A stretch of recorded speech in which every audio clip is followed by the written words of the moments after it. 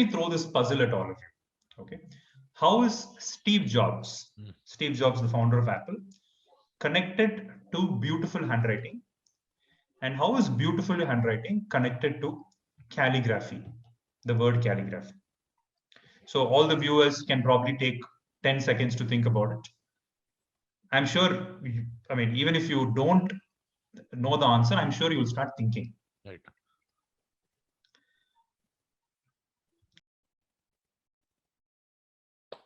Yeah.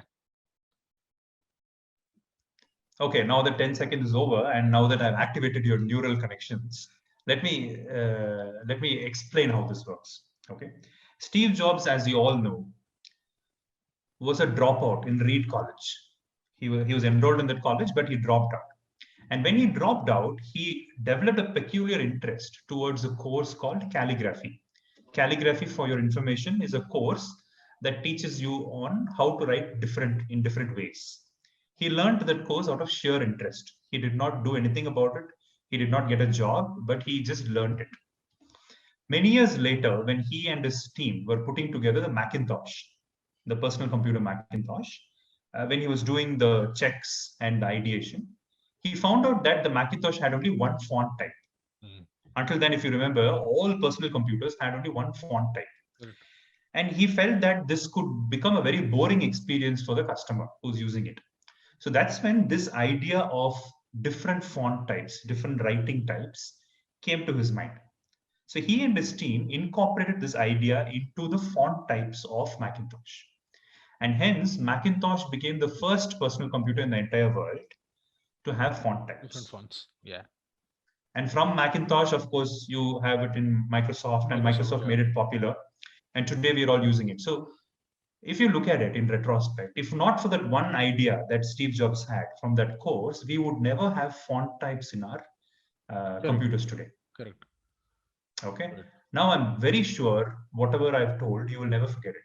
Yeah. Okay. This is the first trigger, story trigger. Now keep the story in the background. There are certain words I spoke about it. I'll take those words and derive 10 or 20 words in the next 2-3 minutes. Right.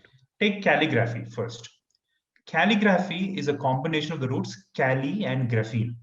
Calli means beautiful. Graphene means to write. Yeah. Calli plus graphene makes it beautiful handwriting.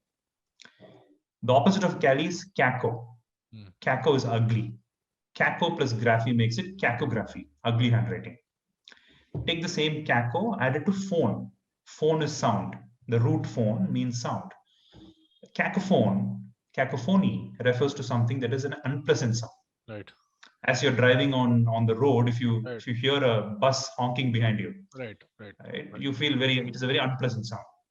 Cacophony. Take the same phone, add it to tele. Tele means distance. You get a telephone. Right. What do you do on a telephone? You transport sound across a distance. Right. And I also use the word, of course, you can take the same tele, add it to make it telescope, make it telepathy, make it teleportation, a lot of words. All these have a distance component to it. Correct. This is how you multiply your vocabulary. In fact, I can take another example as well. Yeah. Say, take the word retrospect. I said retrospect. Right. Retrospect is a combination of retro and spect.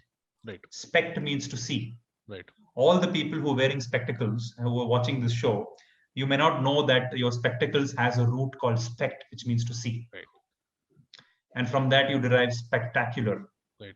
A spectacular catch in cricket is something that appeals to your eye. Right. Retrospect is to look back. Introspect is to look inside. Prospect is to look forward. Right. And so on. So now this is an open challenge to all of you. Right. I am very sure nobody in the show will forget even one word that we have taught. Correct. And you will never be able to use it. Rather, you will always be able to use it the right way forever. Correct. Correct. So this is what we have done in this course. Right.